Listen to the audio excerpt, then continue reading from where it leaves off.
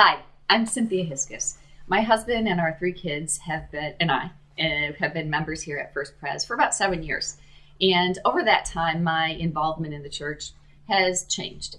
Fortunately for me, early on, after we became members, we started participating. A friend of mine had asked if I would help with the Sunday school for preschoolers.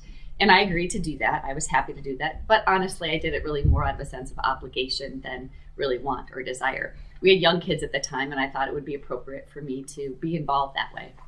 And I was. And as a result, I continued to be involved in different committees at church and helping in other ways and volunteering in different events and shepherding in the kingdom, which really fit well for us at the time because we had kids and that's kind of where our world was.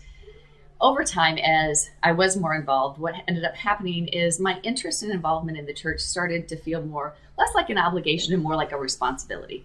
I was getting a lot out of the church and out of being here, and it was really helping me in my own faith development, and I wanted to give back.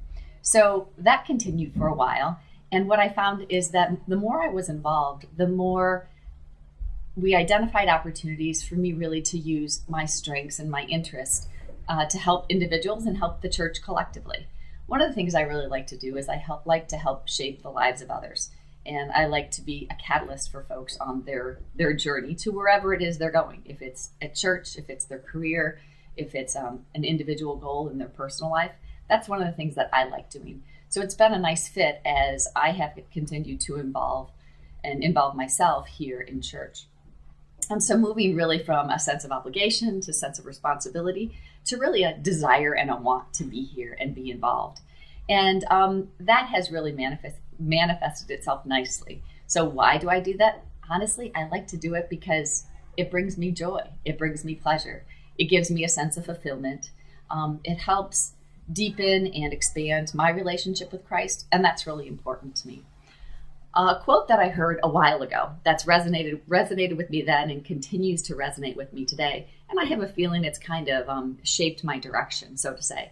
It was a quote by a man. His name is Eric Liddell, and many people may be familiar with him. He was a great athlete and missionary. Actually, in the 1924 Olympics in Paris, he won the men's 400 meter.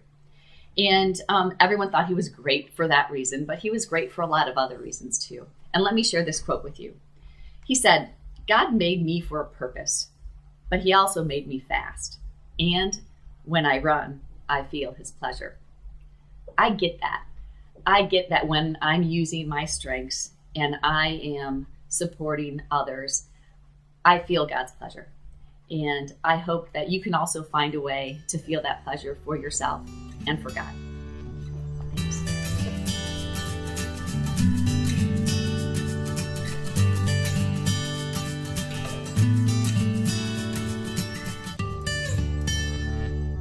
My name is Roger Bertelson, and I'm chairman of the Mission and Outreach Committee, First Presbyterian Church, Arlington Heights.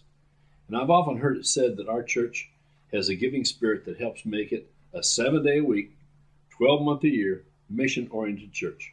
I agree with that. But what does it really mean to be a mission-oriented church? Let me give you some examples of how it works here.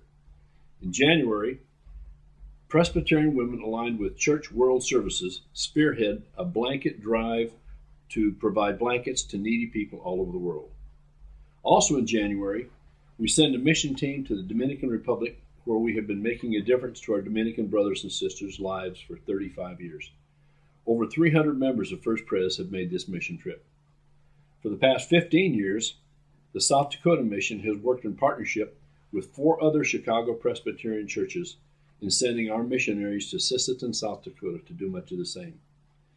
Our youth, grades 6 through 12, take part in mission and service activities in our surrounding communities each year and as far away as the Mexican border during their summer vacations. Next year, the seniors will go to Haiti.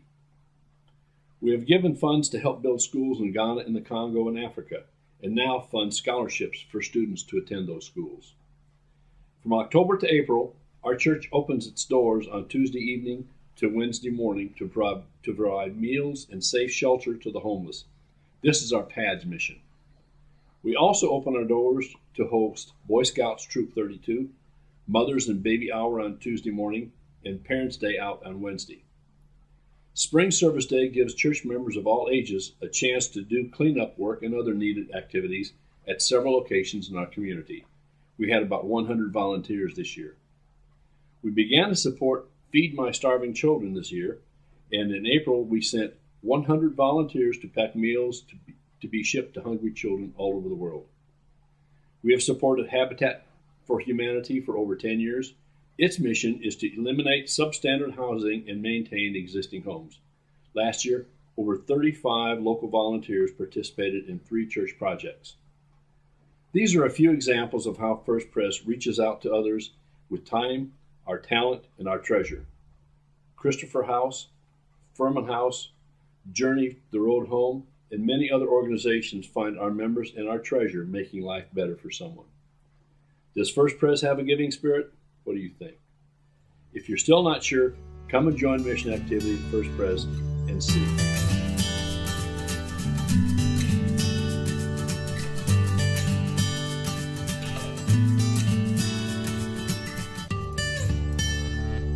I'm Mike Noble. I'm a longtime member of First Pres, and I wanted to talk about the giving spirit of our church and how it's impacted me and my family. I think all of us at church have a different part that we can witness a giving spirit at First Pres, whether it's pads or helping in South Dakota or some of the drives for shoes or blankets. They're all great, but for me personally, the giving spirit of the church has been in participating in mission trips with the youth. Each of my children have been part of those. They've been great. They've seen Mexico. They've been to Montana.